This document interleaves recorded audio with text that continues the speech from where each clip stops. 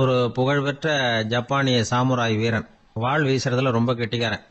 ஒரு கடுமையான போரில் கலந்து கொண்டுட்டு களைச்சி போய் திரும்பி வந்தான். படுக்கையில் விழுந்தான். பக்கத்தில் என்னமோ சத்தம் கேட்டுது. திரும்பி பார்த்தான். ஒரு எலி அவனை முறைச்சி பார்த்துக்கிட்டு இருந்தது. உடனே வாழை உருவனா வீசினான். தப்பிச்சிட்டு ஓடி போச்சு. எவ்வளோ முயற்சி பண்ணி பார்த்தா முடியல. கடைசியில் அந்த வாள் முறிஞ்சு போனது தான் மிச்சம். ஒரு பக்கம் அவனுக்கு இது அவமானமாக போயிட்டுது, இன்னொரு பக்கம் பயமாக போயிட்டுது. எவ்வளவோ போர்களில் எதிரிகளை பந்தாடினவன் அவன் ஒரு எலிகிட்ட தோத்து போயிடுறதா அவனால் சகிச்சிக்க முடியல. மனைவி கிட்ட சொன்னான் இப்படி நடந்துட்டுதுன்னு. அவன் சிரிச்சா. உங்களுக்கு புத்தியே இல்லை, எலியை போய் யாராவது வாளால் வெட்டுவாங்களா அப்படின்னு அந்த அம்மா சொன்னதும், நீ என்ன சொல்கிறேன்னா, ஒரு பூனையை கொண்டுட்டு வந்துட்டா போதும், அதுக்கப்புறம் ஏன் எலி வரப்போகுது அப்படின்னு அந்த அம்மா. உடனே ஒரு பூனை வந்து சேர்ந்தது. அது சாதாரண பூனை இல்லை, வீர சாகசங்கள்லாம் செஞ்சு பழக்கப்பட்ட பூனை. பெரிய இடத்துல வளர்ந்தது. அதை கொண்டுட்டு வந்துட்டாங்க. அந்த பூனை குறி பார்த்து எலி மேலே பாஞ்சுது. ஆனால் அந்த எலியை சுலபமாக தப்பிச்சு போட்டுது. அடுத்தபடியாகவும் பாயறதுக்கு முயற்சி பண்ணிச்சு அந்த பூனை. ஆனால் அந்த எலியோ ரொம்ப தந்திரமாக திடீர்னு அந்த பூனையின் முகத்துக்கு நேராக பாஞ்சுது. அவ்வளவுதான்.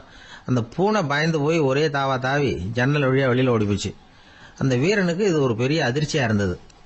அடுத்தபடியாக யோசனை பண்ணான். ராஜா வளர்த்துக்கிட்டு இருந்த அரண்மனை பூனையை ஒரு நாள் இரவலா கேட்டு வாங்கிட்டு வந்தான். ஊர் உலகம்லாம் பேர் வாங்கின பூனை இது. அந்த பூனையாலும் அந்த எலியை ஒன்றும் செய்ய முடியல. வீரனுக்கு ரொம்ப அதிர்ச்சி. அந்த அரண்மனை பூனைகிட்டேயே போய் புலம்புனான். அரண்மனை பூனையே, நீயே தோத்து போயிட்டியே, இனிமேல் நான் என்ன செய்ய முடியும்னா. அந்த பூனை சிந்திச்சுது. அப்புறம் சொல்லிச்சு, இந்த காரியத்துக்கு இந்த மேல்மட்ட விவகாரம்லாம் சரிப்பட்டு வராது. சாதாரண வீட்டு பூனை கிடைச்சதுன்னா அதை கொண்டுட்டு வந்து விட்டுப்பார் அப்படின்னது. சாதாரண பூனையால் என்ன செஞ்சிட முடியும்னா இவன் நம்பிக்கை இல்லாமல். இப்போ அந்த அரண்மனை பூனை சொல்லிச்சு, பெரிய வீட்டு பூனையெல்லாம் நல்லா சாப்பிட்டு தூங்கி பழக்கப்பட்டிருக்கோம். அதுக்கெல்லாம் ராஜதந்திரம் தெரியும், ஆனால் எலி பிடிக்க தெரியாது. அதுக்கான வளர்ப்பும் இல்லை, பயிற்சியும் இல்லை. ஏன்னா அதுக்கெல்லாம் பசி கிடையாது. சாதாரண வீட்டு பூனை அப்படி இல்லை, பசிக்கு ஆகாரம் தேடி அலையும். எலிகளை பிடிச்சி சாப்பிட்டுட்டு தான் உயிர் வாழும். அதனால் அதுகளுக்கு எலியை பிடிக்கிற எல்லா உத்திகளும் தெரியும், எங்களுக்கு தெரியாது அப்படின்னது. அது சரியே, அதுவும் பூனை தான், நீயும் பூனை தான், அதால் முடிகிற காரியம் ஏன் உன்னால் முடியல அப்படின்னு கேட்டான் இவன். இதுக்கு அந்த பூனை சொல்லிச்சு, இதே கேள்வியை நானும் கேட்டேன், உன்னுடைய தந்திர முறை என்னன்னு கேட்டேன். அதுக்கு பதில் சொல்லாமல் படுத்து தூங்கி போச்சு. அதை மறுபடியும் எழுப்பி கேட்டேன், அதுக்கு கோவம் வந்துட்டுது. இதில் என்ன தந்திர முறை வேண்டியிருக்கு, நான் ஒரு பூனை, அவ்வளவுதான். பூனைன்னா பூனை, பூனை எலியை பிடிக்கும், நான் எலியை பிடிக்கிறேன், அவ்வளவுதான்னுது அப்படின்னு சொல்லி விவரமாக சொல்லிச்சு அந்த அரண்மனை பூனை. உடனே ஒரு சாதாரண பூனையை கொண்டுட்டு வந்துட்டாங்க. கொண்டாந்து விட்டா அது பார்க்கறதுக்கு ரொம்ப சாதாரணமாக தெரிஞ்சுது. இந்த வீரனுக்கு நம்பிக்கை வரல. இருந்தாலும் அதை கொண்டுட்டு வந்து வீட்டுக்குள்ளே விட்டான். ஒரே நிமிஷம் அந்த எலியை கவிட்டு வெளியில் ஓடி போச்சு. மேலிடத்து பூனைகள்லாம் இதை வேடிக்கை பார்த்துக்கிட்டு வெளியில் நின்றுக்கிட்டு இருக்குது. எல்லாரும் மெதுவாக அந்த பூனையை நெருங்கி, உங்ககிட்ட அப்படி என்ன தனிப்பட்ட திறமை, அதோட ரகசியம் என்னன்னு கேட்டாங்க. அந்த சாதாரண பூனை ரொம்ப சாதாரணமாக சொல்லிச்சான், அதெல்லாம் எனக்கு தெரியாது, நான் பூனை, அவ்வளவுதான், நீங்களும் பூனையா இருங்க அப்படின்னு சொல்லிவிட்டு அந்த பூனை தன்னுடைய வாயில கவிய எலியோடு அங்கேருந்து நடந்து போச்சு. இந்த கதையிலேருந்து நாம் புரிஞ்சிக்க வேண்டிய தத்துவம் என்னன்னா, நீயாக இரு. இதுதான் அந்த தத்துவம். நம்ம ஒவ்வொருத்தருக்கு உள்ளேயும் ஒரு தனித்தன்மை இருக்கு. இதை அவங்கவுங்க புரிஞ்சுக்கிட்டு உண்மை இயல்பு புரிஞ்சுக்கணும். நம்முடைய இயல்பு என்னங்கிறது நமக்கு தெரியணும். அதை கண்டுபிடிக்கிறது தான் உண்மையான கலை. ஒரு பெரிய மனுஷன் வாயை அகலமாக திறந்து வச்சுட்டு தூங்கிட்டு இருந்தான். உடனே ஒரு எலி உள்ளே பூந்துட்டு தான். வீட்டு வேலையாள் டாக்டருக்கு ஃபோன் பண்ணான், எங்கள் முதலாளி வாய்க்குள்ளே ஒரு எலி பூந்துட்டுது டாக்டர் அப்படின்னா. நான் உடனே புறப்பட்டு வரேன், அதுக்கு முன்னாடி நீ ஒரு ரொட்டி துண்டை எடுத்து ஒரு வாய்க்கு முன்னாடி காட்டு, உள்ளே போன எலி வெளியில் வந்துடும்னார் டாக்டர். சரின்னு சொல்லிவிட்டான். கொஞ்ச நேரத்தில் டாக்டர் அங்கே போய் சேர்ந்தார். அப்போ வேலைக்காரன் ஒரு பெரிய மீனை அவர் வாய்க்கு நேராக இப்படியும் ஆட்டிக்கிட்டு இருந்தான். நான் ரொட்டி துண்டை தானே காட்ட சொன்னேன்னாரு டாக்டர். அவன் சொன்னான், எலியை வெளியில் கொண்டுட்டு வர்றதுக்கு ரொட்டி துண்டை காட்ட சொன்னீங்க டாக்டர், அதுக்கப்புறம் அந்த எலியை துரத்திக்கிட்டு ஒரு பூனை உள்ளே போயிருக்கு, அதுக்காக தான் அந்த மீனை காட்டிகிட்டு இருக்கேன் நானா. இது எதுக்குன்னா, இப்படி வேடிக்கையாக சொல்கிறது, பூனை பூனையாக இருக்க வேண்டும், எலி எலியாக இருக்க வேண்டும், மனுஷன் மனுஷனாக இருக்க வேண்டும் அப்படிங்கிறத புரிஞ்சுக்கிறது. நாம இருக்கிற வரை வெற்றி நிச்சயம். ஜெருசலேம் அங்கே உள்ள ஒரு தேவாலயம். அதில் உள்ள பலிபீடத்தின் முன்னாடி ஒரு பெட்டி உண்டு. அது காணிக்கை பெட்டி. ஆலயத்துக்கு வர்றவங்க பிரார்த்தனை பண்ணிவிட்டு திரும்பி போகிற சமயத்தில் அந்த பெட்டியில் காணிக்கை போடுவாங்க. அவங்களால எவ்வளவு முடியுமோ அவ்வளவு போடுறது வழக்கம். அவங்கவுங்க வசதிக்கு தகுந்த மாதிரி போடுவாங்க. வசதி உள்ளவங்களா இருந்தாலும் சரி, வசதியே இல்லாத வறியவர்களா இருந்தாலும் சரி, ஆலய காணிக்கை பெட்டியில காசு போடுறது அவங்களுக்கு ரொம்ப பெருமையான ஒரு செயல். ஒரு சமயம் இயேசு தம்முடைய சீடர்களோடு அந்த ஆலயத்துக்கு வர்றார். அங்க உட்காந்து ரொம்ப நேரம் வழிபாடு பண்ணிட்டு இருக்கிறார். சீடர்களும் அந்த ஜபத்துல கலந்துக்கிட்டாங்க. வழிபாடு முடிஞ்சுது. இயேசு உட்கார்ந்துருக்கிறார். காணிக்கை பெட்டியில காசு போடுறவங்கள கவனிக்கிறார். சீடர்களும் அதையே கவனிச்சுக்கிட்டு இருக்கிறாங்க. ரொம்ப பேர் வரிசையா வந்தாங்க. அவங்களால முடிஞ்ச அளவுக்கு காசு போட்டுட்டு அவங்க பாட்டுக்கு போய்கிட்டு இருக்கிறாங்க. வசதியானவங்க நிறைய பேர் வந்தாங்க. அதுக்கு மத்தியில வயசான ஒரு அம்மா, அவங்களும் வந்து காசு போட்டுட்டு போறாங்க. இப்போ இயேசு தன்னுடைய சீடர்கள் பக்கம் திரும்பினார். ஒரு கேள்வி கேட்டார். இப்போ இந்த காணிக்கை பெட்டியில நிறைய பேர் வந்து காசு போட்டுட்டு போறத நீங்க கவனிச்சிங்க. இன்னைக்கு இந்த காணிக்கை பெட்டியில ரொம்பவும் அதிகமா காசு போட்டது யார் அப்படின்னு கேட்டார். முதல்ல வந்தார ஒரு பெரிய மனுஷன், அவர் தான் அதிகமா போட்டார் அப்படின்னாரு ஒருத்தர். மூணாவதா வந்தவர் தான் அதிகமா போட்டார், நான் கவனிச்சேன் அப்படின்னாரு இன்னொருத்தர். இப்படி ஆளுக்கு ஒரு விதமா சொல்றாங்க. கடைசியா இயேசு சொன்னாராம், இன்றைக்கு அந்த பெட்டியில அதிகமா காசு போட்டவங்க அந்த வயசான அம்மா தான் அப்படின்னாராம். சீடர்களுக்கு ஒன்றும் புரியல. அந்த அம்மா ரொம்ப ஏழையாச்சே, அவங்க எப்படி அதிகமா காணிக்கை செலுத்த முடியும் அப்படிங்கறது அவங்க சந்தேகம். இயேசு விளக்குனார். நிறைய பேர் வந்தாங்க, நிறையவே காசுகள் போட்டாங்க, அது உண்மைதான். ஆனால் அந்த அம்மா என்ன பண்ணாங்க கவனிச்சிங்களா? வந்தாங்க, தன்னுடைய காசு பைய திறந்தாங்க, அப்படியே கொட்டுனாங்க.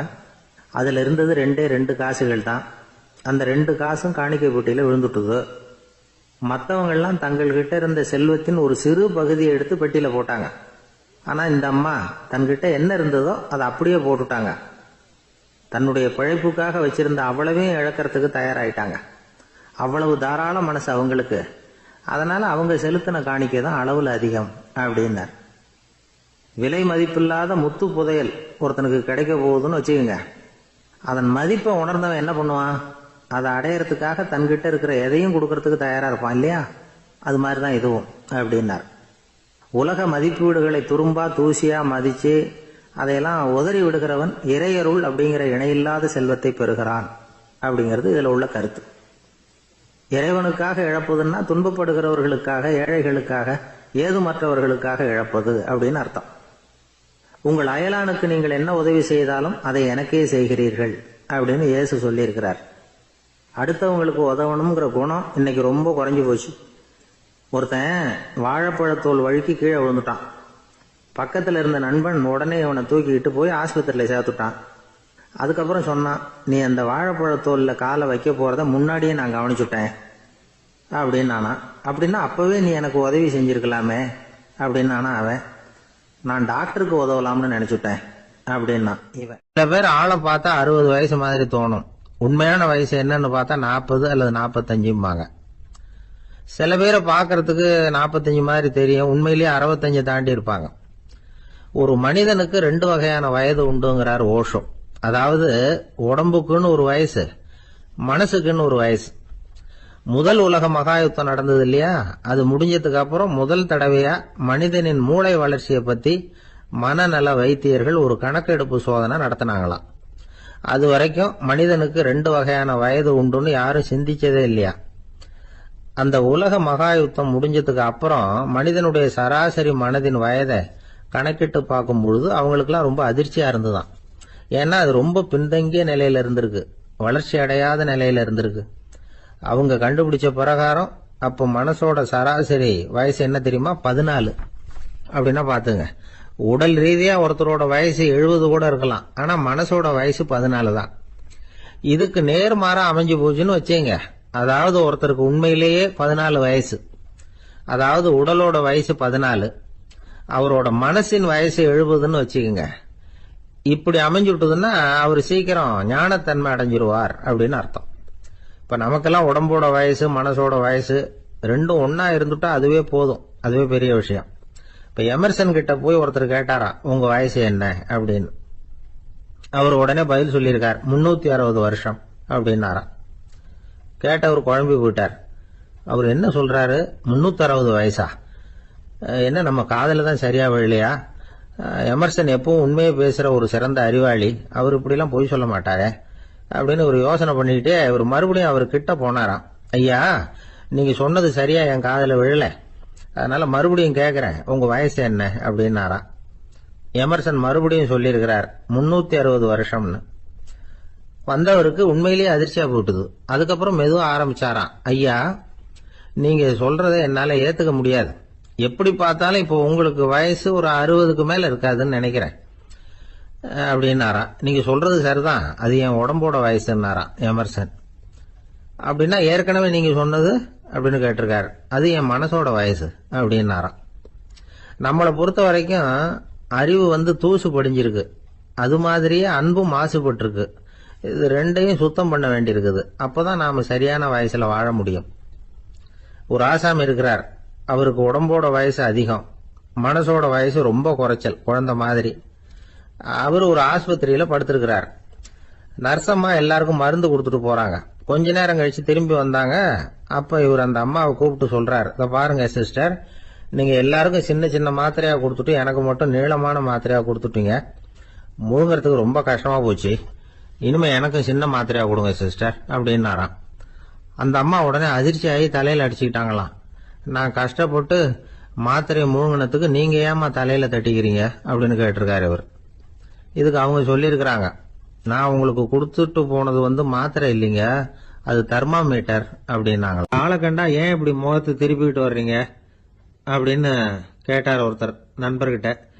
எலெக்ஷன்ல அவன் எதிர்த்து நின்னவன் சார், என்ன அவன்கிட்ட நமக்கு என்ன பேச்சுவார்த்தை அப்படின்னாராம் ரொம்ப கோபமா இவர். சரி, அந்த ஆள் யாருன்னு கேட்டேன். என் கூட பிறந்த தம்பி தான் சார் அப்படின்னார் அந்த கோபம் குறையாமல்.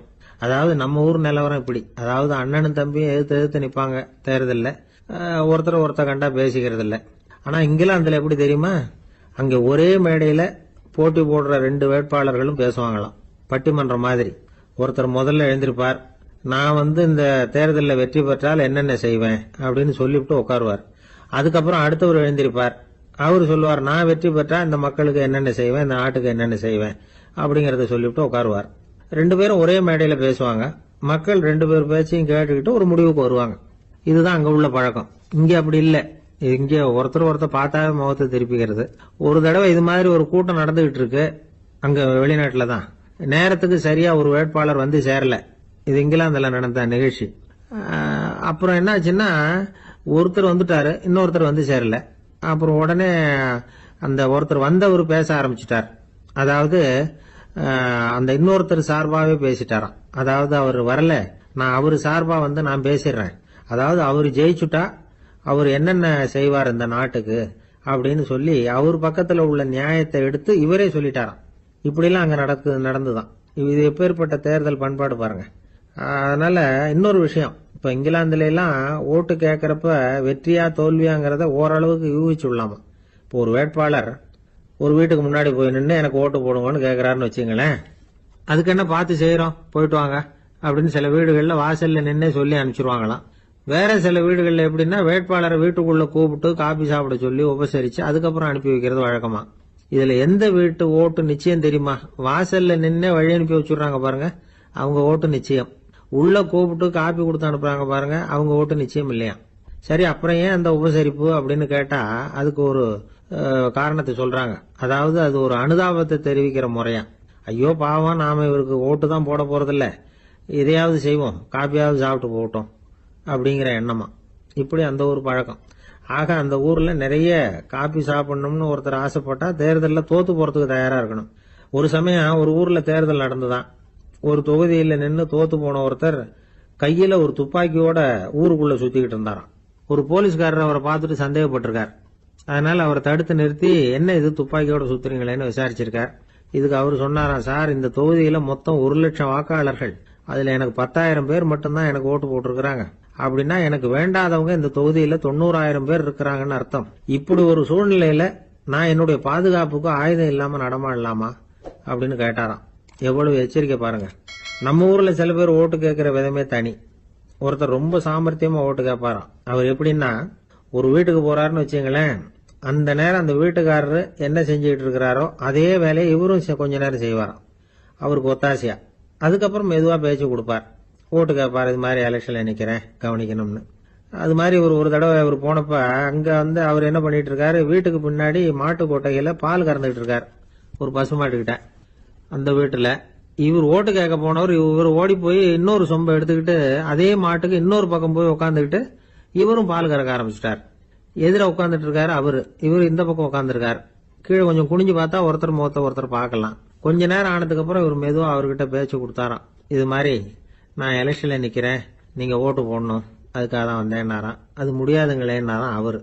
ஏன்னு கேட்டிருக்கார். நான் இந்த வீட்டுக்காரன் இல்ல, நானும் உன்ன மாதிரி ஓட்டு கேட்க வந்தவன் தான் அப்படின்னு. ஒரு ஊர்ல ஒரு குரு இருந்தார், ஜென் குரு. அவரை தேடிட்டு ஒரு மன்னர் வந்தார். வந்தவர் ஜப்பான் மன்னர். தோட்டக்கலையை பத்தி தெரிஞ்சுட்டு போறதுக்காக அவர் வந்தார். எப்படி தோட்டம் அமைக்கிறது அப்படிங்கறத பத்தி அந்த குரு விவரமா சொல்லி கொடுத்தாரு. ஒரு நாள் 2 நாள் இல்ல, 3 வருஷம் கத்து கொடுத்தார். அதுக்கப்புறம் சொன்னார், நான் கத்து கொடுத்துட்டேன், இனிமே நீங்க போகலாம், போய் தோட்டம் அமைக்கலாம், அதுதான் உங்களுக்கு பரிசை. தோட்டம் அமைச்ச பிறகு சொல்லி அனுப்புங்க, நான் வந்து பாக்குறேன்.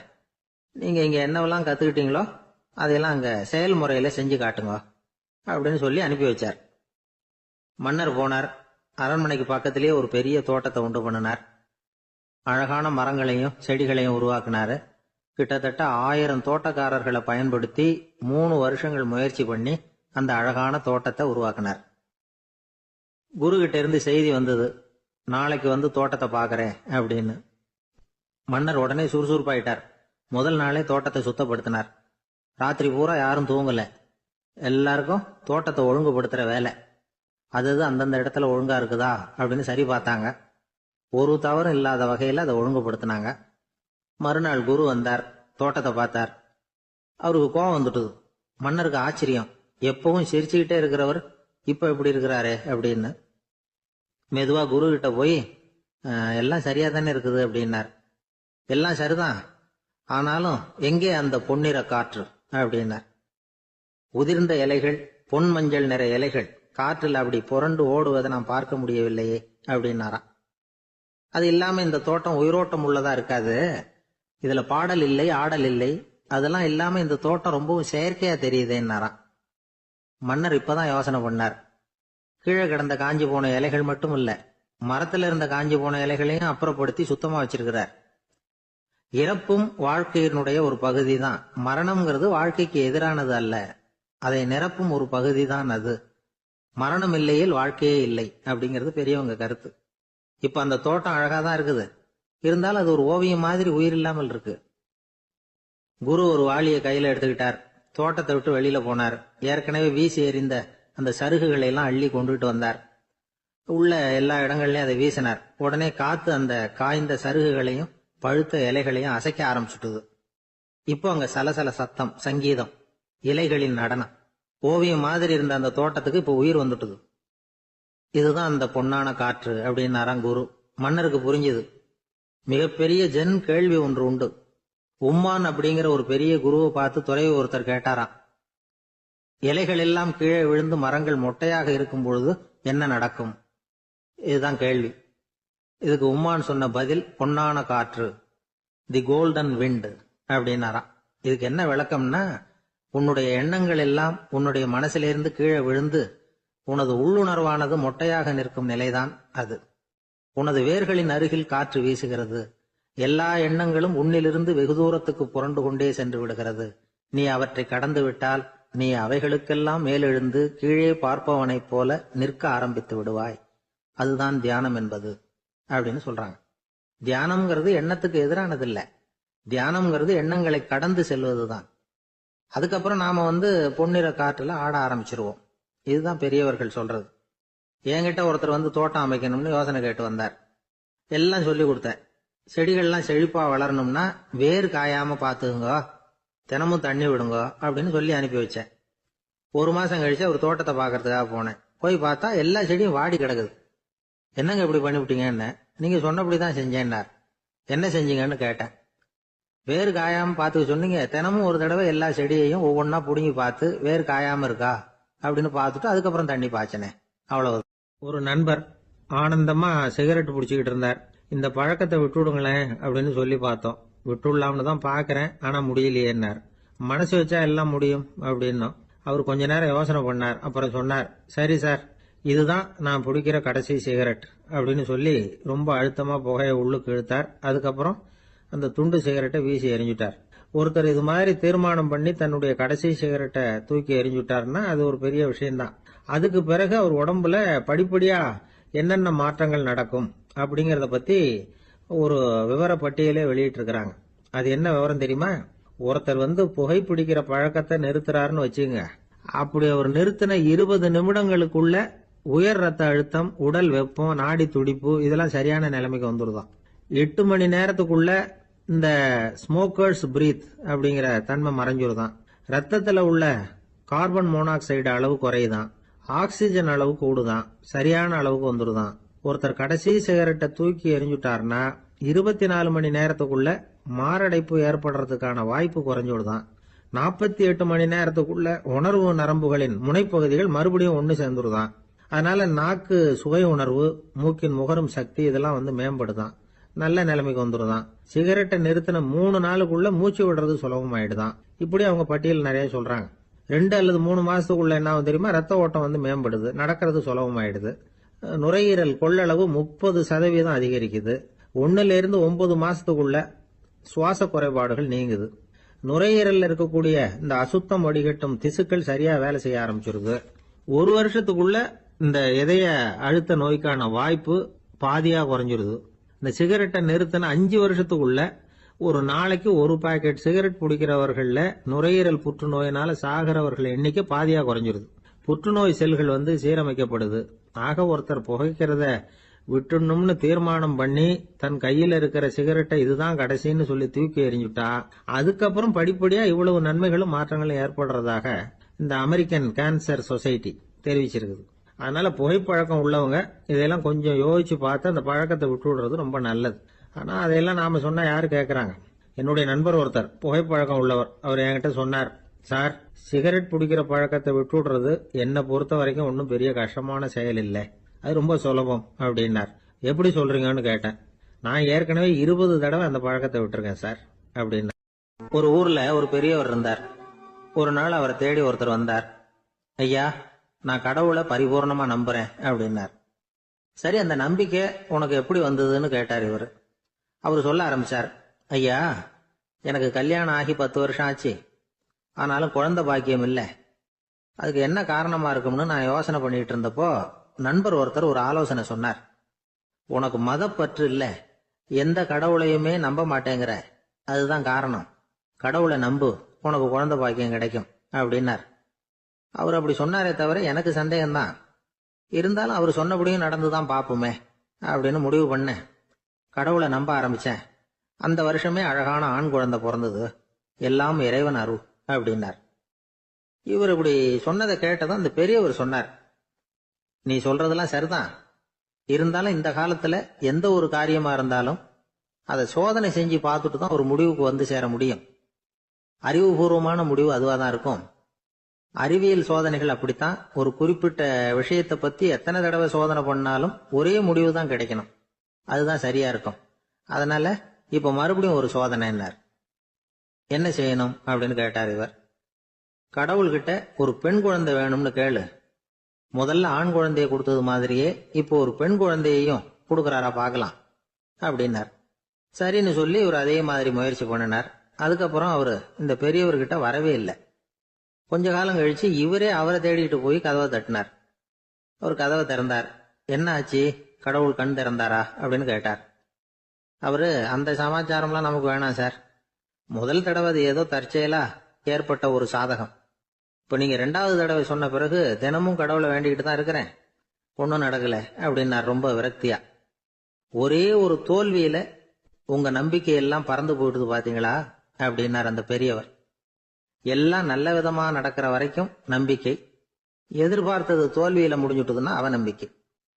மற்றவர்கள் பேர்ல வைக்கிற நம்பிக்கை எந்த நேரத்திலையும் விவகாரமாகி விடக்கூடிய சாத்தியம் உண்டு. நாம நம்பிக்கை வைக்க வேண்டியது நம்ம கிட்ட தான், நமக்குள்ள இருக்கிறார் கடவுள். எனவே நம்ம பேர்ல நாம வைக்கிற நம்பிக்கை தான் உண்மையான கடவுள் பக்தி. நிபந்தனையற்ற நம்பிக்கையா அது இருக்கணும். எல்லாம் நல்லபடியா நடந்துகிட்டு இருந்தா எந்த முட்டாளுக்கும் நம்பிக்கை வரத்தான் செய்யும் அப்படிங்கிறது ஒரு பெரியவர் கருத்து. தியானத்தின் மூலமா தான் உனக்குள்ள ஆழமா தோண்டுனா உன்னுடைய அடி ஆழத்துல நம்பிக்கை வந்து அப்படி ஊற்றெடுக்கும், அதை பார்க்க முடியும் அப்படிங்கிறது பெரியவர்கள் சிந்தனை. ஒரு குழந்தை அப்பாவை பார்த்து என்னப்பா பண்றேன்னு கேட்டுதான். பிரார்த்தனை பண்ணிட்டு இருக்கிறேன்னாராம் அப்பா. பிரார்த்தனை பண்ணுனா என்ன கிடைக்கும் அப்படின்னு கேட்டுதான் குழந்தை. எல்லாம் கிடைக்கும் அப்படின்னாராம் அப்பா. நீ வச்சிருக்கிறிய பேனா அது கூட கிடைக்குமான்னு கேட்டுதான் குழந்தை. கிடைக்குமேன்னு இருக்கார்.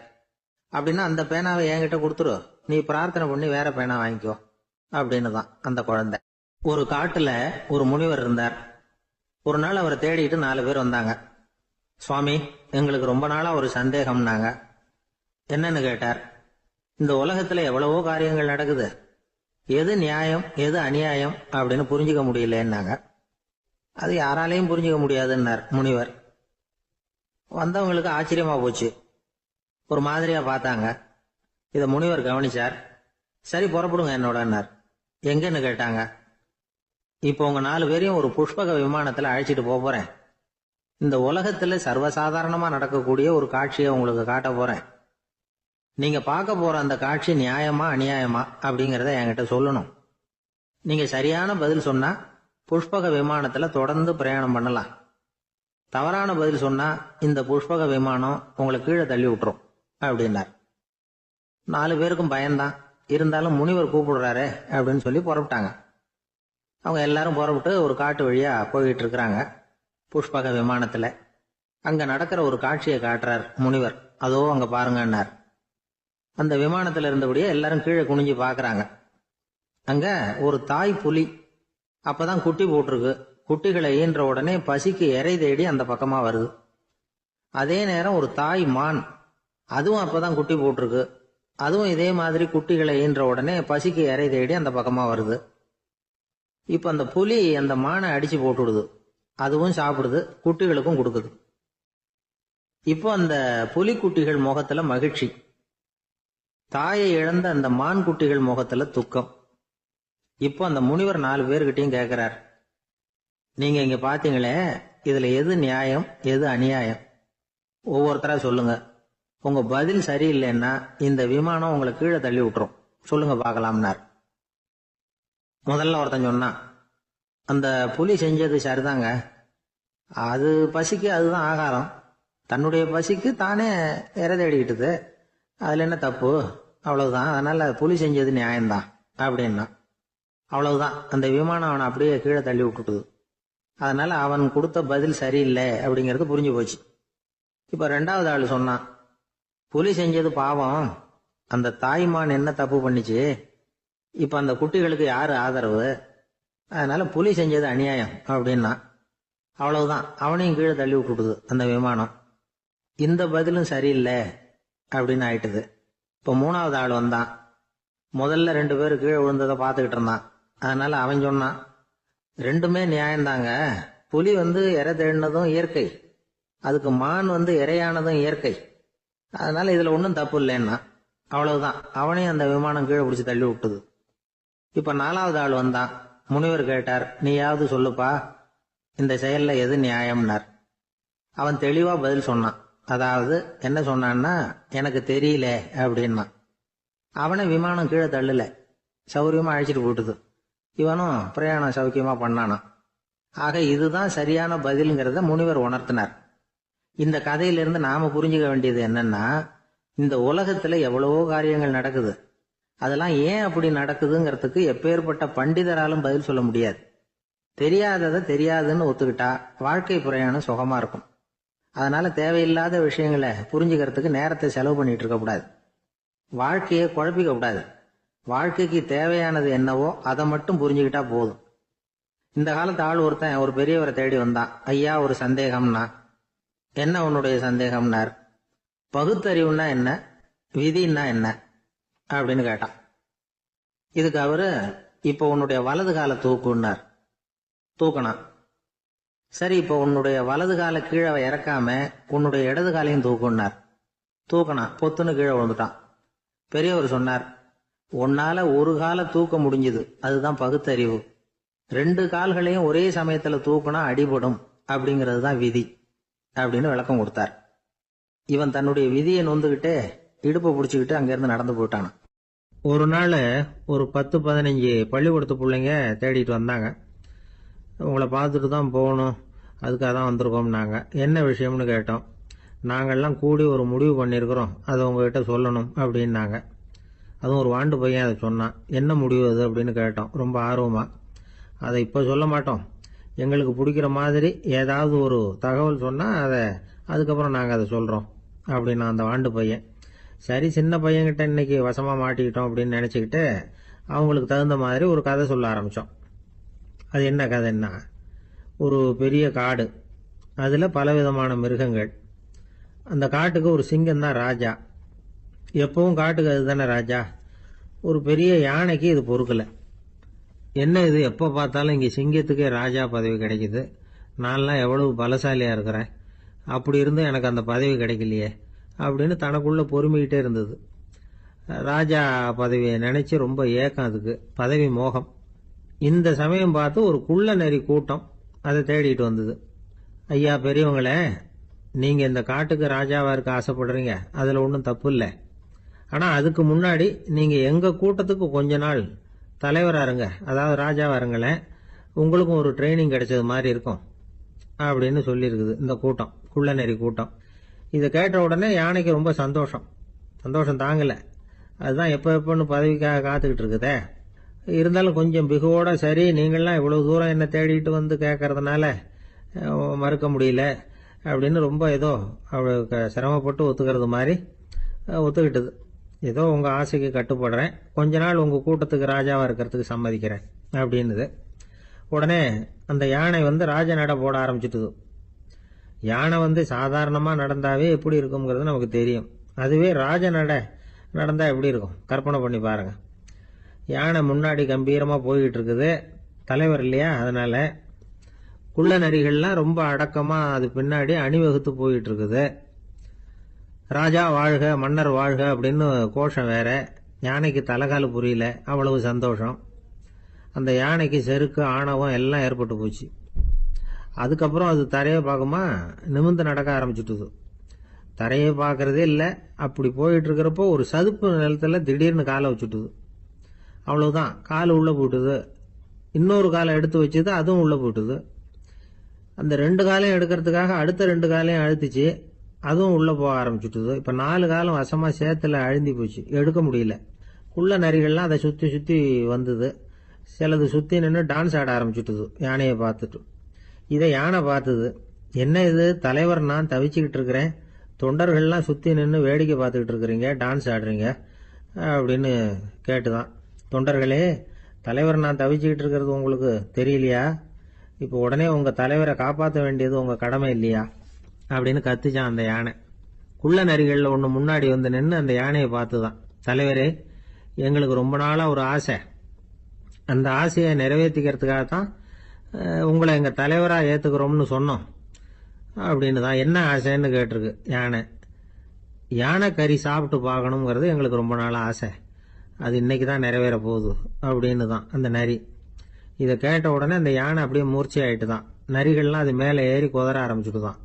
பதவி மேலே இருந்த பேராசை அந்த பலசாலியான யானையையே மாட்டி விட்டுட்டுது பார்த்தீங்களா அப்படின்னு சொல்லி முடித்தோம் இந்த கதையை அந்த சின்ன பிள்ளைங்க கிட்ட.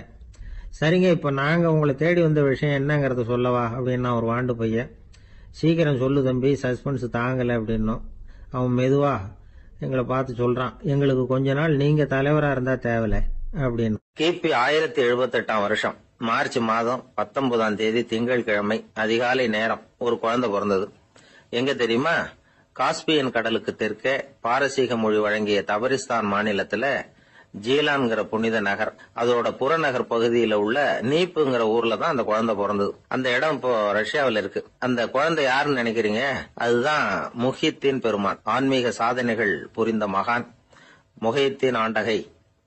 தன்னுடைய 18வது வயசுல உயர்கல்விக்காக ஜீலான் நகரத்தை விட்டு பகுதாத் நகரத்துக்கு புறப்பட்டு போறார்.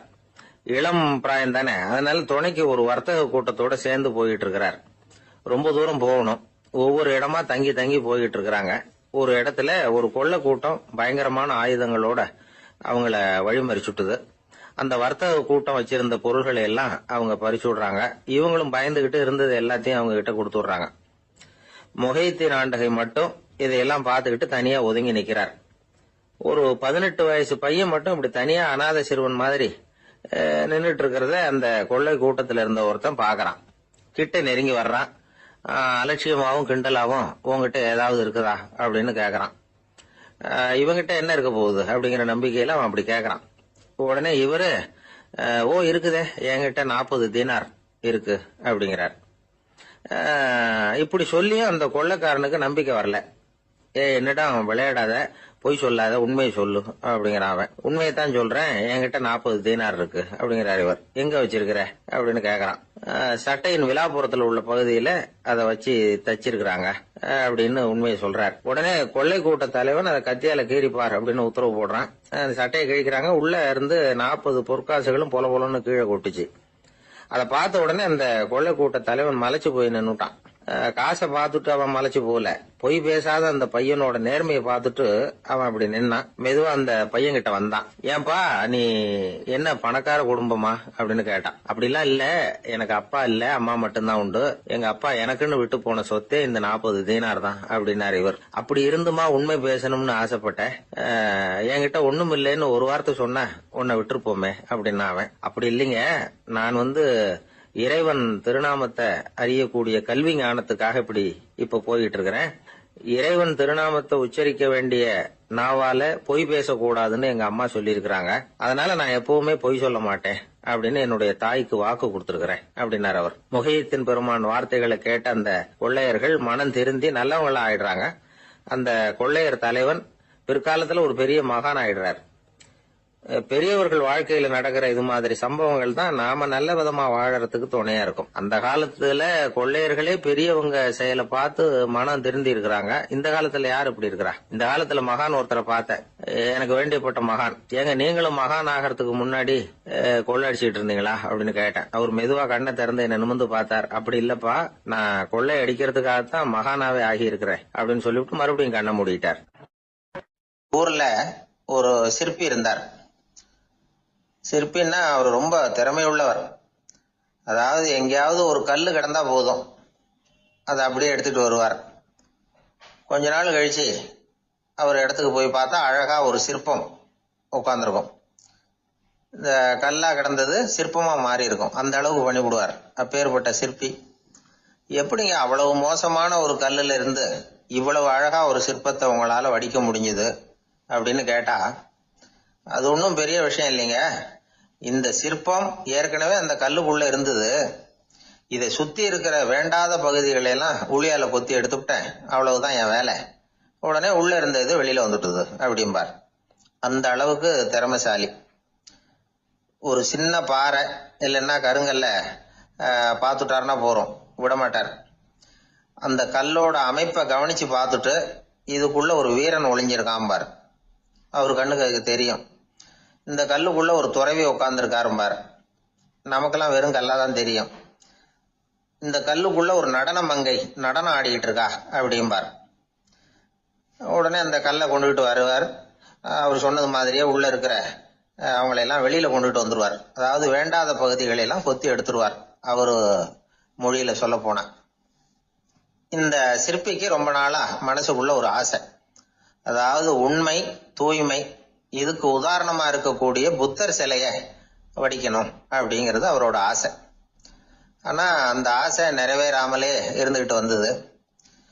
அதுக்கு என்ன காரணம்னா, அதுக்கு தகுந்த மாதிரி ஒரு கல்லு கிடைக்கல. கல்லு கிடைச்சா அதை செஞ்சிருவாரு. ரொம்ப காலமா அங்கங்க தேடி அலைஞ்சார். இந்த புத்தர் சிலை வடிக்கிறதுக்கு பொருத்தமா ஒரு கல்லு கிடைக்குமா அப்படின்னு சொல்லி கண்ணுல படுற கல்லையெல்லாம் உத்து உத்து பார்ப்பார். உள்ள புத்தர் இருக்காரான்னு கவனிப்பார். இருக்கிற மாதிரி எதுவும் தெரியல அவர் கண்ணுக்கு. சரி, இதுக்கு என்ன செய்யலாம்னு யோசனை பண்ணார். நேரா ஒரு புத்த மடாலயத்துக்கு போனார். அங்க இருக்கிற ஒரு புத்த துறவியை சந்திச்சார். அவர்கிட்ட விசாரிச்சார், சுவாமி, புத்தரின் தூய்மை ஒளிஞ்சிருக்கிற அந்த கல் எங்க கிடைக்கும் அப்படின்னார். அந்த கல் இருக்கிற இடம் எதுன்னு இன்னமும் உங்களுக்கு தெரியலையா அப்படின்னு கேட்டார் துறவி. இல்லைங்க, அதுக்காகத்தான் அலைஞ்சிட்டு இருக்கிறேன் அப்படின்னாரு இவரு. சரி, கவலைப்படாதீங்க, என் கூட வாங்க காட்டுறேன் அப்படின்னு அழைச்சிட்டு போனார். எங்க போனார்னா அந்த மடாலயத்தின் பின்பக்கம் போனாங்க. 2 பேரும் போனாங்க. அங்க போய் பார்த்தா அங்க ஒரு கிணறு இருந்தது. என்ன அது, நாம கேட்டது கல்லு, இவர் அழைச்சிட்டு வந்து காட்டுறது கிணறு அப்படின்னு இவருக்கு சந்தேகம். ஒரு மாதிரியா பார்த்தார். அவரு சொன்னார், துறவி எட்டி பாருங்க உள்ள அப்படின்னாரு. கிணறுக்குள்ள என்ன இருக்கும்னு இவருக்கு தெரியாதா, இருந்தாலும் அவர் சொல்றாரு அப்படின்னு சொல்லி எட்டி பார்த்தார். பார்த்தா அதுல தண்ணி இருந்தது. அந்த தண்ணியில தன்னோட உருவம் தெரிஞ்சுது. இப்ப அந்த புத்த ஞானி சொன்னார், துறவியாரே, புத்தரை நாம தான் ஒளிச்சு வச்சிருக்கிறோம், நமக்குள்ளதான் அவர் மறைஞ்சிருக்கிறார். அவரை அடையாளம் தெரியாதபடி மூடி இருக்கிறது எது தெரியுமா? நம்ம கிட்ட இருக்கிற கோபம், போலித்தனம், பதட்டம், ஆசை, இதெல்லாம் தான். அறிவு அப்படிங்கிற ஒளியால அதையெல்லாம் செதுக்கி எடுத்துட்டோம்னா அந்த அழகான புத்தர் வெளியில வந்துருவார் அப்படின்னு சொன்னார் துறவி. அதனால நமக்குள்ள இருக்கிற நம்மள நமக்கே அடையாளம் தெரியல அப்படிங்கிறது தான் உண்மை. இந்த உண்மையான மனிதன் உள்ளே இருக்கிறான். இவரு கல்ல பார்த்துட்டு உள்ள யார் இருக்காங்கிறது அவருக்கு தெரிஞ்சது சிற்பிக்கு. ஆனா உண்மையான புத்தர் எங்க இருக்காருங்கிறத அவரால் அடையாளம் கண்டுபிடிக்க முடியல. அப்படிதான் பல பேர் இன்னைக்கு இருந்துகிட்டு இருக்கிறோம். ஒரு அப்பா தன்னுடைய பிள்ளைக்கு புத்தி சொன்னார், அதோ பாருப்பா, மனசுதான் கல்லு, அறிவு தான் ஒளி. உன்னுடைய மனசுங்கிற கல்ல அறிவுங்கிற ஒளியால செதுக்கி அழகான மனிதனா நீ வெளியில வரணும்னார். அதுக்காக தான்ப்பா தேடிட்டு இருக்கேன்னா அவன். மனசுங்கிற கல்ல தேடிட்டு இருக்கிறியா அப்படின்னு கேட்டார். இல்லப்பா, அறிவுங்கிற ஒளி எங்க இருக்குன்னு தெரியல எனக்கு, அதை தான் தேடிட்டு இருக்கிறேன் அப்படின்னு நானா. அதனால அறிவை தேடிட்டு இருக்கிறவன் என்னைக்கு உண்மையை கண்டுபிடிக்க போறான்? அதையே கண்டுபிடிக்க முடியலங்கும் பொழுது, அதனால நாம் யார் அப்படிங்கறது நமக்கு அடையாளம் தெரியணும். அந்த அடையாளம் தெரிஞ்சுட்டா வாழ்க்கையில வெற்றி நிச்சயம். நாட்டுல நல்லவங்க ஒருத்தர் 2 பேர் இருக்கிறதுனால தாங்க மழையே பெய்யுது அப்படின்னு சொல்றது உண்டு. நல்லார் ஒருவர் உளரேல் அவர் பொருட்டு எல்லாருக்கும் பெய்யும் மழை. சில சமயம் ரொம்ப பேர் திடீர்னு நல்லவங்களா ஆயிடுவாங்க போல இருக்கு. அதனால தான் விடாம பேய் மழையா கொட்டி தீர்த்துடுது. எல்லாரும் நல்லவங்களாயிட்டா உலகமே தாங்காது போல இருக்க. அப்பப்ப ஒருத்தர் 2 பேர் நல்லவங்களாகணும், அப்பதான் சீரா மழை பெய்யும். மாசத்துக்கு 3 பேர் நல்லவங்களானா மாதம் மும்மாரி பொழியும். இதெல்லாம் வேடிக்கை பேச்சு. இப்போ இதெல்லாம் ஒரு பக்கம் இருக்கட்டும், இப்போ விஷயத்துக்கு வருவோம். ஒரு கும்பல்ல நல்லவன் யாரு அப்படிங்கறத எப்படி கண்டுபிடிக்கிறது? இதுக்கு ஒரு வேடிக்கை கதை உண்டு. என்னுடைய நண்பர் ஒருத்தருக்கு அவங்க பாட்டியம்மா சொன்ன கதையா அது.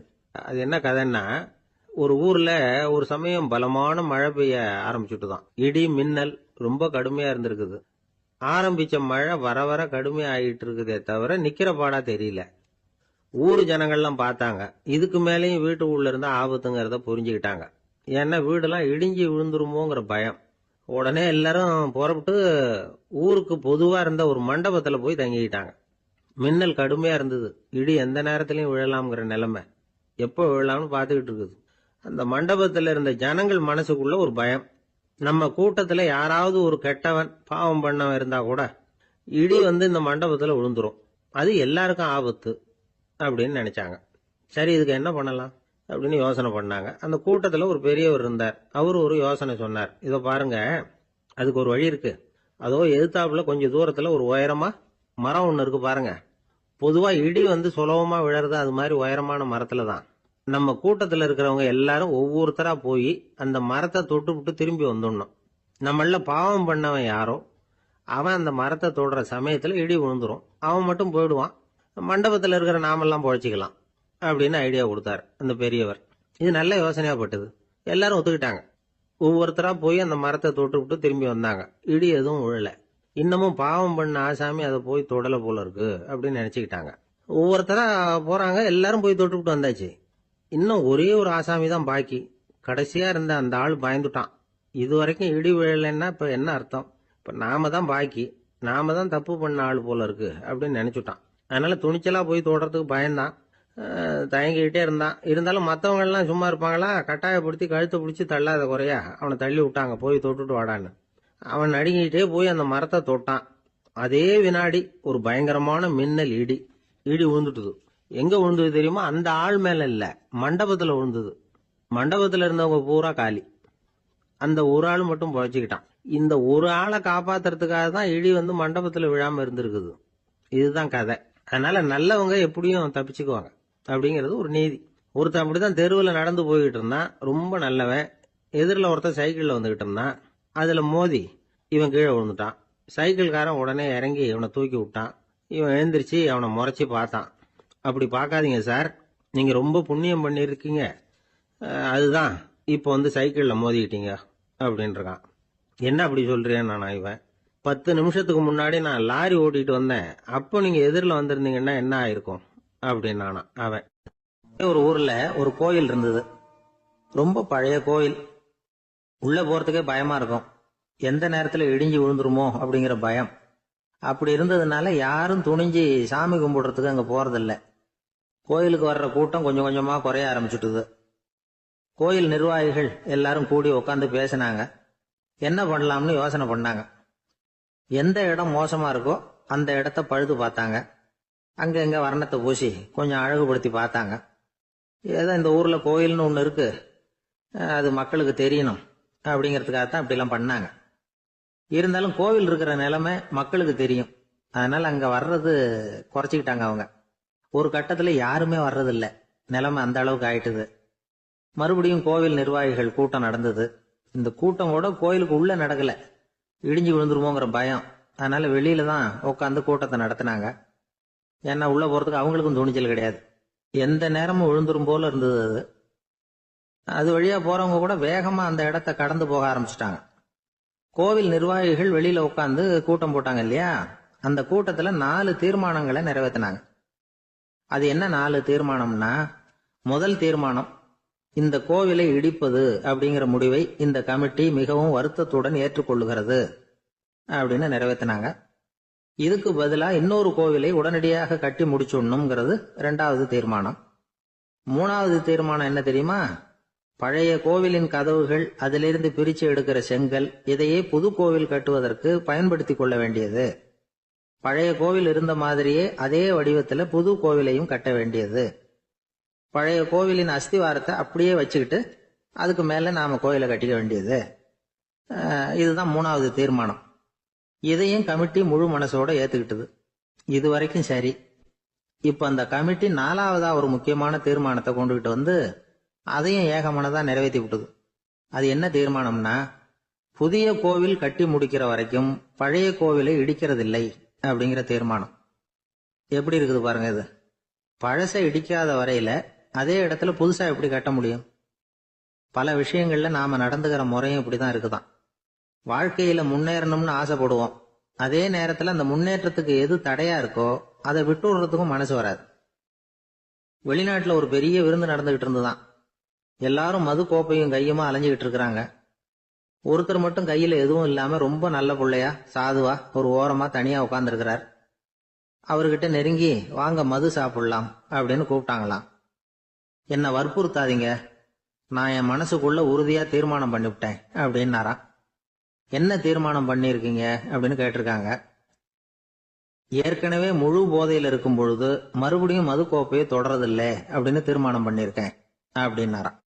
ஒரு சின்ன பையன் வந்தான். அவனை பார்த்து ஒரு கேள்வி கேட்டோம். ஏன்பா உங்க வீட்டில் அம்மா புத்திசாலியா அப்பா புத்திசாலியா அப்படின்னு. அவன் அலட்சியமா நம்மளை பார்த்து சிரிக்கிறான். என்ன சார் இது, இந்த காலத்தில் இது கூட தெரியாமல் இருக்கிறீங்களே அப்படிங்கிறான். ஒரு சின்ன பையன் நம்மளை பார்த்து இப்படி கேட்டு விட்டானே அப்படின்னு நினைக்கிறப்போ நமக்கு ஒரு மாதிரி ஆயிடும். அதுக்கப்புறம்தான் இந்த தாத்தா பாட்டிலாம் சொல்ற ஒரு கதை ஞாபகத்துக்கு வந்தது. அது என்ன கதை தெரியுமா? ஒரு ஊர்ல ஒரு அம்மாவும் பிள்ளையும் இருந்தாங்களாம். அந்த மகனுக்கு திடீர்னு தேசாந்திரம் போய் வரணும்னு ஆசை வந்துட்டுது. ஊர் ஊரா போய் சுத்தி பார்க்கணுங்கிற ஆசை. அந்த அம்மாவுக்கு இது பிடிக்கல. மகனை பிரிஞ்சு இருக்கிறதுக்கு அவங்க மனசு இடம் கொடுக்கல. வேணாப்பான்னு சொல்லி பார்த்தாங்க, அவன் கேட்கல. திடீர்னு புறப்படவும் செஞ்சுட்டான். சரி, இனிமே அவனை தடுக்க முடியாதுன்னு முடிவு பண்ணிட்டாங்க அந்த அம்மா. இருந்தாலும் புத்திசாலித்தனமா ஒரு யோசனை பண்ணாங்க. மகனை கிட்டத்தில் கூப்பிட்டாங்க. அவங்ககிட்ட சொன்னாங்க, இதை பாருப்பா, நீ தேசாந்திரம் போறதுன்னு தீர்மானம் பண்ணிவிட்ட, அதை நான் தடுக்கல, போயிட்டு வந்துடும். ஆனா போறதுக்கு முன்னாடி எனக்கு ஒரு வாக்குறுதி கொடுத்துட்டு போ அப்படின்னாங்க. போறப்போ ராத்திரியா இருந்தாலும் பகலா இருந்தாலும் சரி புளிய மரத்து நிழல்ல தான் தங்கணும். திரும்பி வர்றப்போ இரவும் பகலும் நீ வேப்ப மரத்து நிழல்லே தங்கணும் அப்படின்னாங்க. சரி அப்படியே செய்யறேன்னு சொல்லி வாக்குறுதி கொடுத்தான் பையன். புறப்பட்டு போனான். போற வழியில புளிய மரத்து நிழல்லையே தங்கினான், தூங்கினான். அப்படி போயிட்டே இருந்தான். 7வது நாள் அவன் உடம்பு சுகம் இல்லாமல் போயிட்டுது. ரொம்பவும் பலவீனம் ஆயிட்டான். இனிமேல் நடக்க முடியாதுங்கிற நிலைமை வந்துட்டுது. யோசிச்சு பார்த்தான். சரி, இதுக்கு மேலே போக வேண்டாம் அப்படின்னு முடிவு பண்ணிட்டு திரும்பி வர ஆரம்பிச்சிட்டான். திரும்பி வர்றப்போ வழியில் வேப்ப மரத்து நிழலையே தங்கி தங்கி வந்தான். நாளுக்கு நாள் உடம்பு சரியாக வந்துட்டுது. 7வது நாள் வீட்டுக்கு சேர்றான். உடம்பு பழையபடியே கலகலப்பாயிட்டுது. பூர்ண சுகம். தேசாந்திரம் போன பையன் திரும்பி வந்துட்டானே அப்படின்னு அந்த அம்மா ஆச்சரியப்படலை. ஏன்னா அவங்களுக்கு தெரியும் இப்படி ஆகும்னு. பையன் சீக்கிரமாக திரும்பி வரணுங்கிறதுக்காகத்தான் அவங்க அந்த யோசனையை சொன்னாங்க.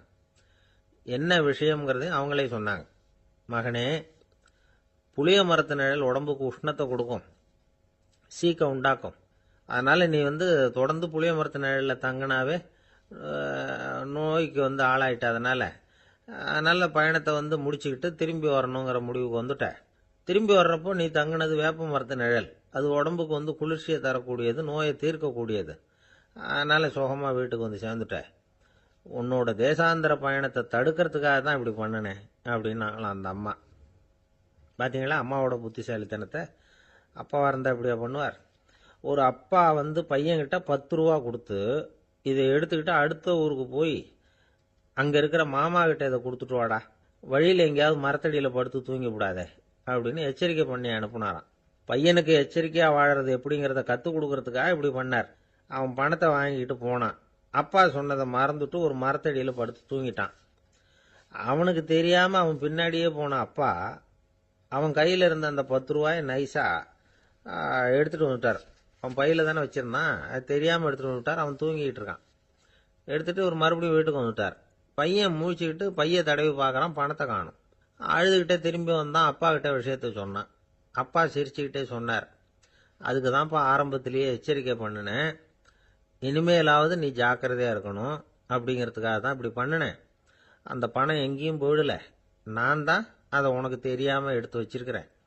இதோ பாரு அப்படின்னு சொல்லிட்டு சைடு பாக்கெட்டில் கையை விட்டா அது ஓட்டையாக இருக்குது. அதை எவனோ ஏற்கனவே கத்திரிச்சு எடுத்துகிட்டு போட்டான். இப்போ அப்பா முகத்தில் அசடு வழிஞ்சுதான். ஒரு அரசனும் அமைச்சரும் ஒரு நாள் ரொம்ப சாவகாசமாக பேசிக்கிட்டு இருந்தாங்களாம். அரசன் அமைச்சரை பார்த்து ஒரு கேள்வி கேட்டிருக்கார். ஏங்க அமைச்சரே, ஆசை இல்லாத ஒரு மனுஷனால இருக்க முடியுமா அப்படின்னு. ஏன் முடியாது, துறவி அப்படிங்கிறவங்கெல்லாம் அப்படிப்பட்டவங்க தானே அப்படின்னாராம் அமைச்சர்.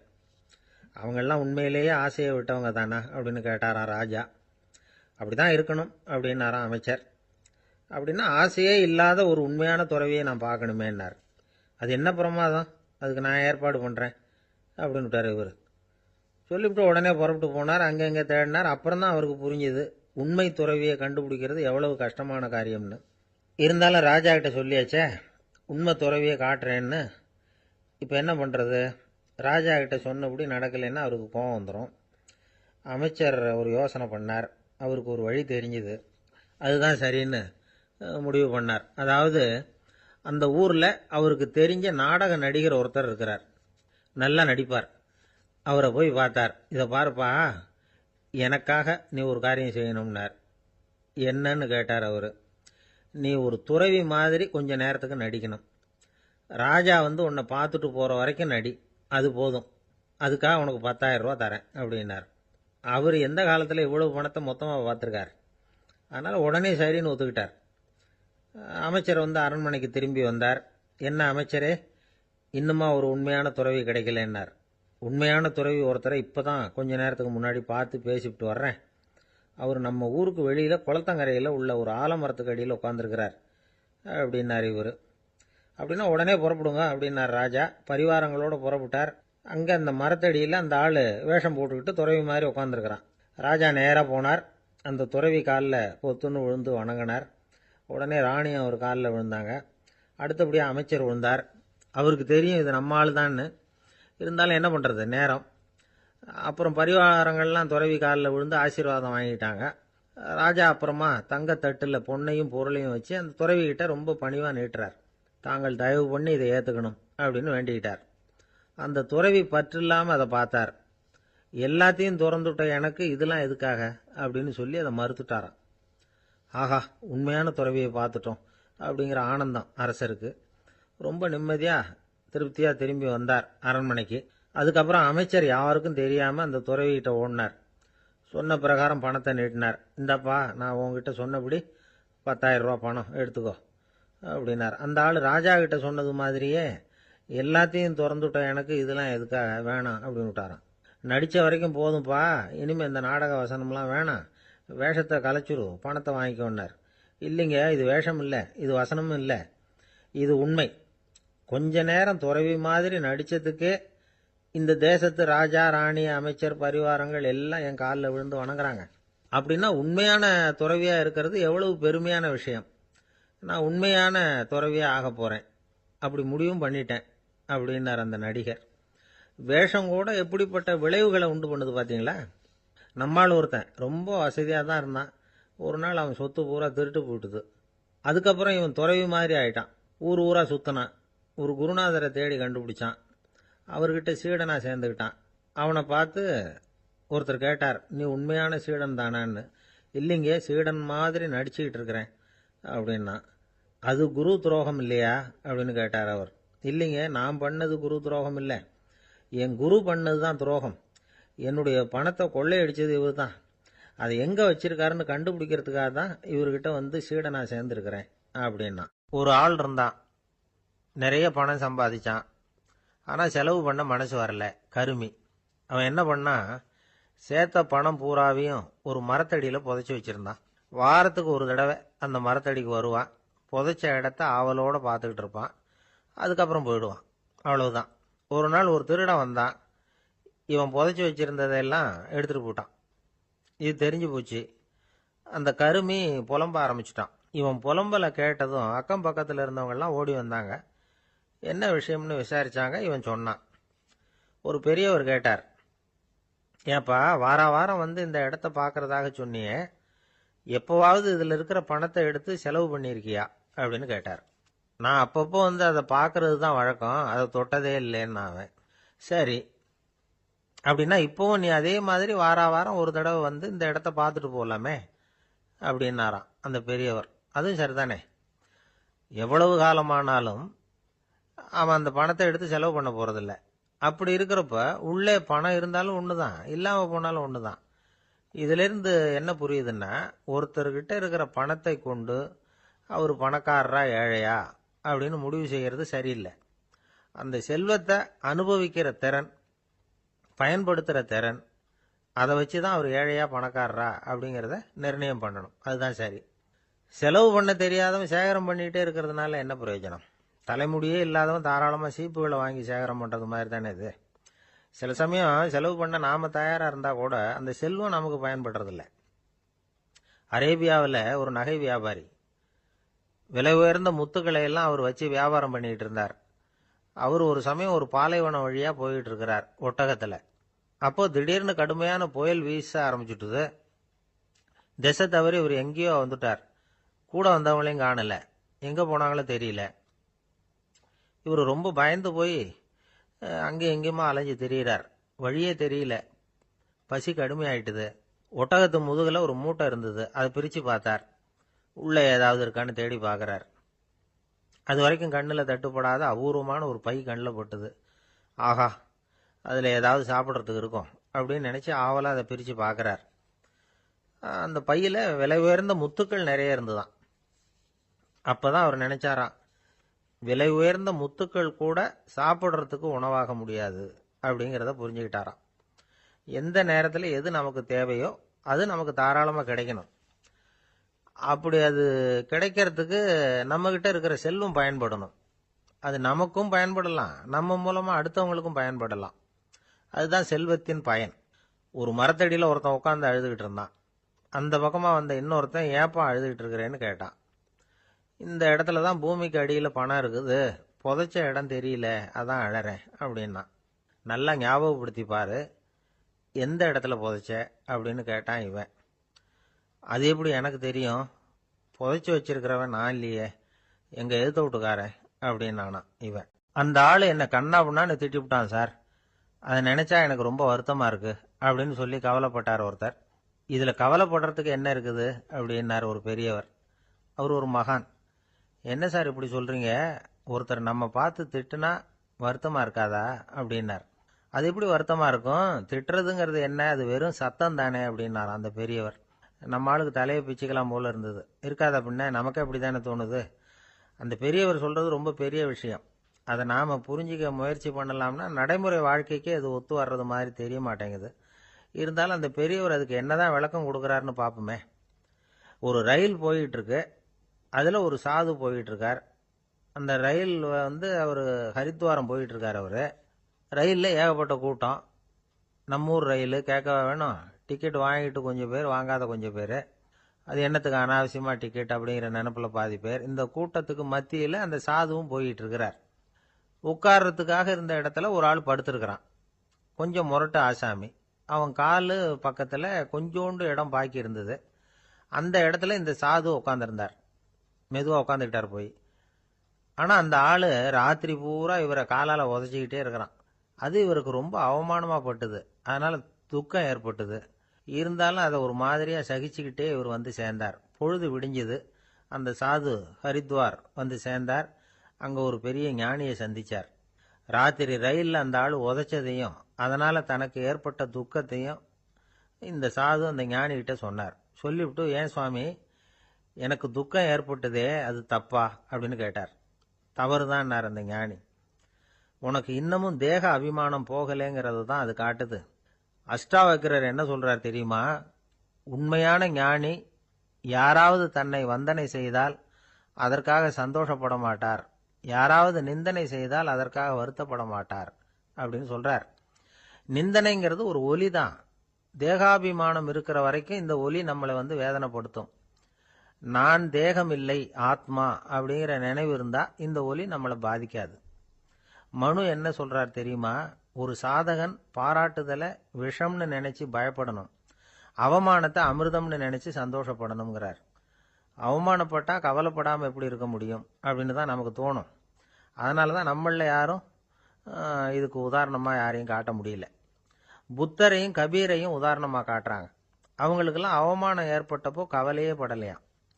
புத்தரை அவமானப்படுத்தணுங்கிறதுக்காக கௌசாம்பி ராணி ஒரு இளம் பெண்ணை கொலை பண்ணி சடலத்தை புத்தர் குடிசைக்கு முன்னாடி போட சொன்னார். போட்டாங்க.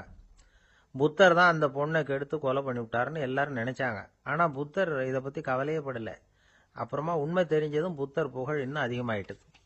ஒரு பெரிய சபையில ஒரு மோசமான பொண்ணு நுழைஞ்சி தனக்கும் கபீருக்கும் சம்பந்தம் உண்டுன்னு சொன்னா. கபீர் கவலைப்படல. அவங்க மாதிரியெல்லாம் நாமளும் இருக்க கத்துக்கணும். நிந்தனை, அபகீர்த்தி, அவமானம் எல்லாம் ஆண்டவன் கொடுக்கிற பிரசாதம்னு நினைக்கணும் அப்படின்னு சொல்றார் அந்த ஞானி.